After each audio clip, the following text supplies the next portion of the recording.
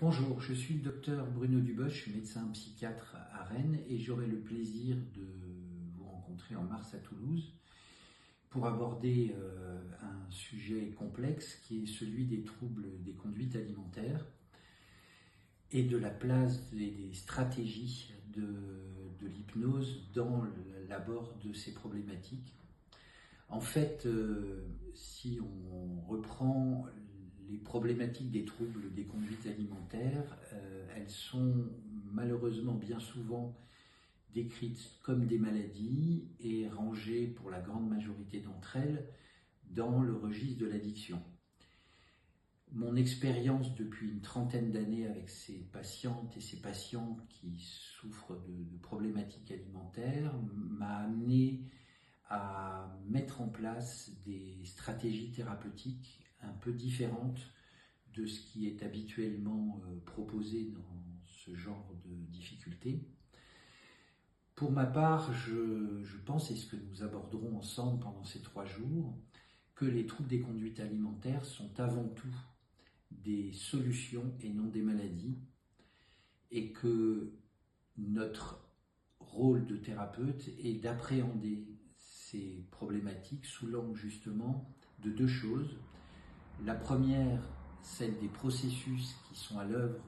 et qui amènent à une symptomatologie alimentaire et donc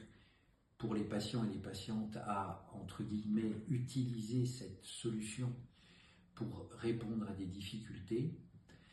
Et le deuxième niveau, c'est celui de la vision que l'on peut avoir des troubles alimentaires qui, avant toute chose pour moi, sont un trouble ou une altération du corps dans les différentes composantes relationnelles, c'est-à-dire dans la relation au monde qui nous entoure, dans la relation à l'autre et dans la relation à soi. À partir du moment où il y a cette altération du corps en relation, bien évidemment, le trouble alimentaire prend toute sa place, puisque, par définition même, le premier niveau d'altération, avant celui de la pensée et des émotions, est celui du corps. Pendant ces 3 jours, j'essaierai de vous sensibiliser à cette approche qui va prendre en compte l'observation des patients et des patientes dans leur corps et dans les relations qu'ils peuvent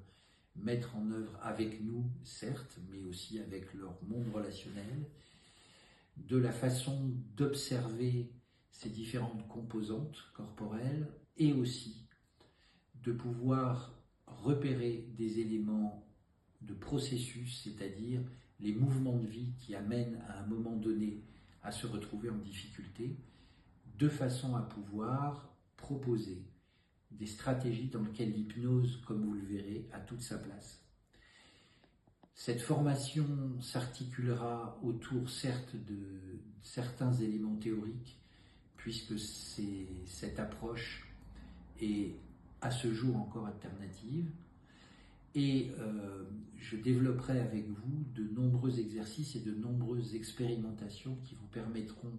non pas d'utiliser l'hypnose comme une recette toute faite, collée à un symptôme, mais vraiment comme une stratégie thérapeutique qui vise à permettre à ces patients et à ces patientes de retrouver une fluidité relationnelle dans leur corps, dans leurs émotions et dans leurs pensées. À bientôt.